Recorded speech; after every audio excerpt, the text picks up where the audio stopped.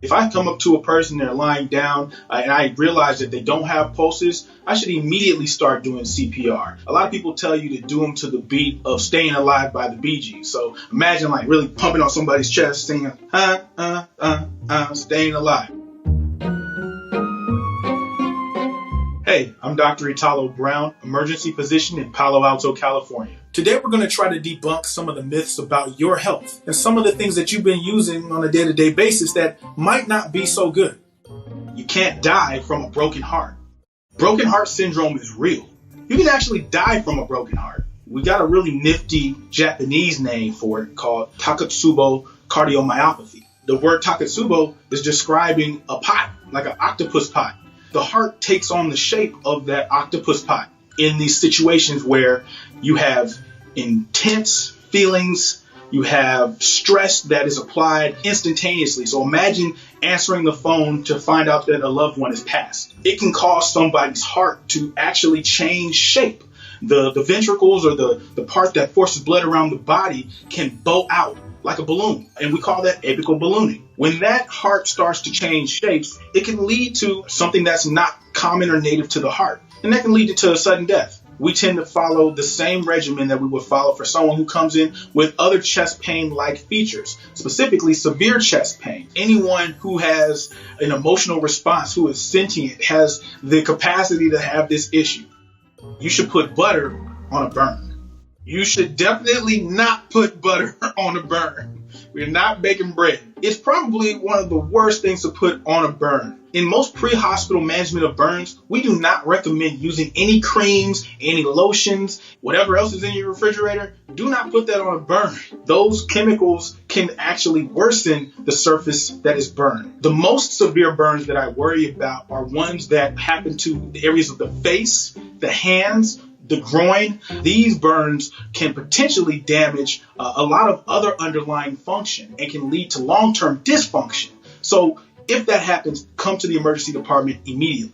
Depending on the surface area covered, a burn wound can actually draw water from the body and leave you dehydrated. So it's important to have adequate hydration, which is why we admit a lot of folks who have complicated burns of second degree or third degree nature. The most common thing that we say do is put it under cold water and then try to isolate that injury. Cracking your knuckles is bad. Cracking your knuckles doesn't necessarily lead to any bad outcomes. Most of us were told this as kids because it was just annoying. It didn't have anything to do with the real medical element to it. The sound that we hear, though, is something that frightens people or is awkward.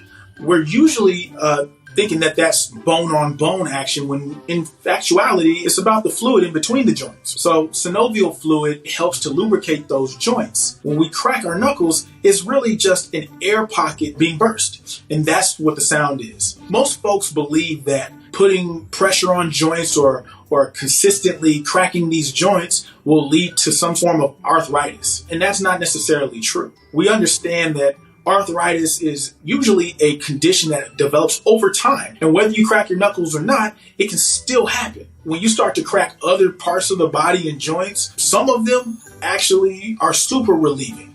Cracking a hip, that may make someone feel extremely better and move around a little bit more agile. When cracking is accompanied by pain, that may be an indicator to go see your normal physician. And then in some cases, it may even require an orthopedist or physical therapy. I typically don't recommend cracking your neck because if you're pushing your neck beyond its normal range of motion, you might be stretching blood vessels that are surrounding that and cause a rupture that way. So it's not so much the cracking sound, but it's the motion and the exertion of force that can lead to a secondary issue. I would recommend just stretching and, crack your knuckles. Sometimes, you need that. CPR is effective if someone flatlines. CPR is an extremely useful procedure as part of basic life support. I think that it's extremely valuable for people to know how to do basic life support, particularly compressions, because of all the things that we know, this actually saves lives. Flatlining is an absence of cardiac activity when you look at a cardiac monitor. Most people describe it as that sound with the flat line across. We're talking about the actual heart electrical activity. Like CPR is an entire process, whereas what we're discussing specifically are chest compressions. That's the hand over hand applying force to the external portion of the body to create that force to drive blood around. Doing that compressions, adding ventilation or breathing in somebody's mouth or using a breathing aid to apply oxygen to the lungs, and then doing this in succession to eventually bring someone back or regain pulses, regain cardiac activity. If I come up to a person, they're lying down, and I realize that they don't have pulses, I should immediately start doing CPR. And these compressions are supposed to be about 2 inches deep, and they're supposed to be fast, like rapid compressions. So I almost expect in that first compression to break through ribs, because you need to create enough force to push blood flow around the entire body. A lot of people tell you to do them to the beat of Staying Alive by the Bee Gees. So imagine like really pumping on somebody's chest, singing, staying alive. That's pretty much what we do. Someone who is trained as a first responder or who has received basic life support training can initiate CPR. CPR, when done properly, can actually resuscitate people. Tilting your head back will stop a nosebleed. So most people instinctively think to lean their head back as if they're trying to like use gravity to keep the blood from going down their nose. But really, it's pulling it down the back part of the nose, the nasopharynx. And that directly connects to your airway. So if the bleeding is so profuse or so brisk that it's filling up the mouth, it can compromise your breathing. That's dangerous. So we typically tell people to lean forward and pinch their nose really hard. With most bleeding, the goal is to apply pressure to the direct site of the bleed. And because you can't reach into the nose and actually like tack down an artery, we usually recommend grabbing the cartilaginous or the cartilage portion of the nose instead of the bridge. There are different reasons why nosebleeds can occur. The most common reason is direct trauma or irritation of some part of the membranes inside the nose. So they're like small capillaries there that can rupture. The main goal is, does the bleeding stop by just applying pressure? It's completely manageable at home. However, if you start to have like worsening symptoms like repeat or recurrent bleeds, lightheadedness, dizziness, if the bleeding is extremely quick, you need to get in a car and go to the emergency department. But don't tilt your head back in the car. A migraine is just a bad headache.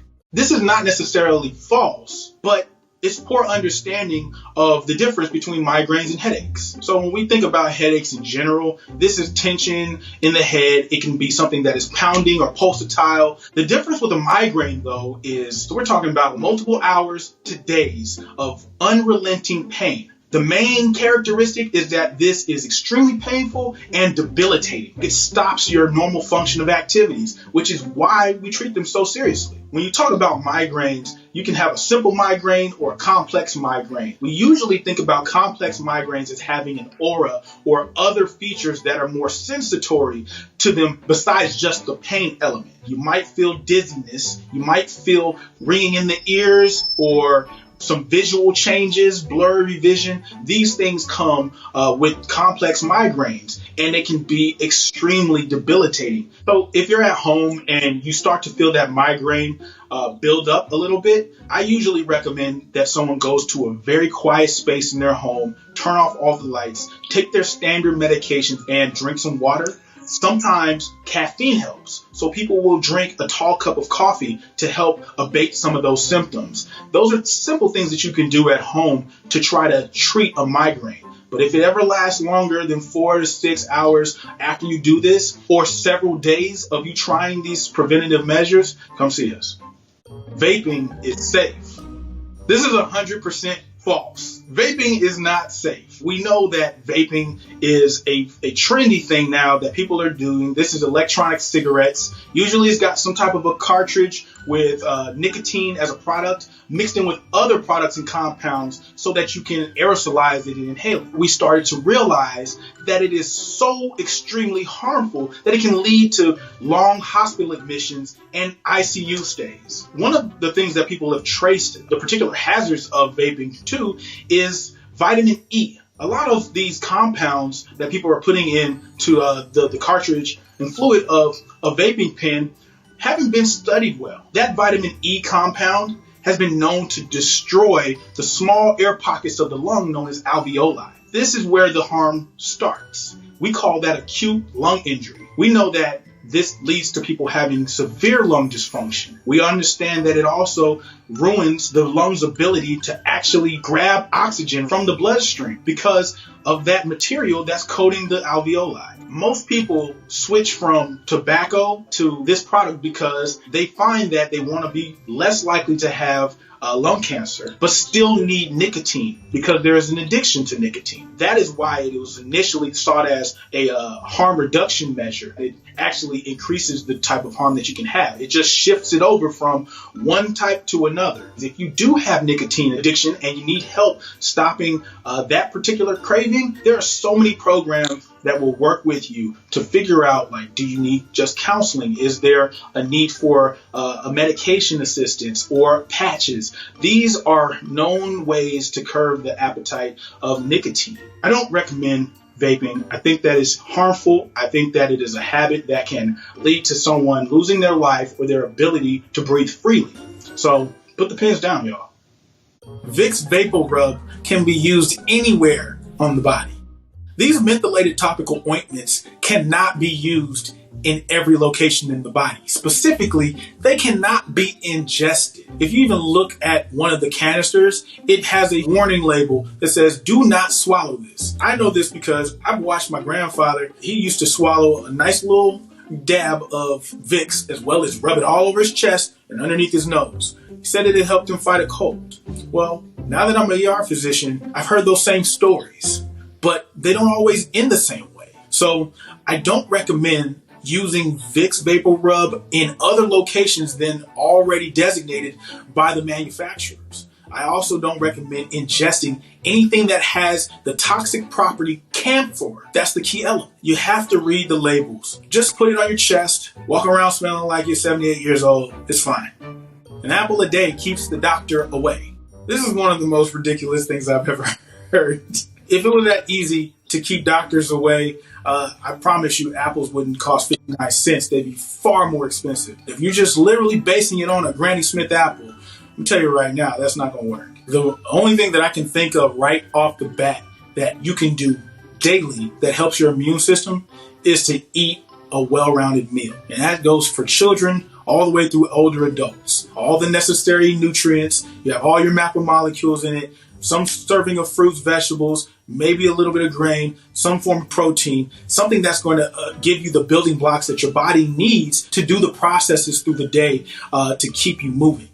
I'm Dr. Italo Brown, just reminding you guys, take your health seriously. Be careful about the information that you hear floating around. If it sounds weird, if it has some type of odd little story to it, chances are it might not be true. We only have one body. It's important to know what you put on your body and in your body. Let's go ahead and talk to our doctors and have a good conversation with them. And you do everything in your power to stay informed.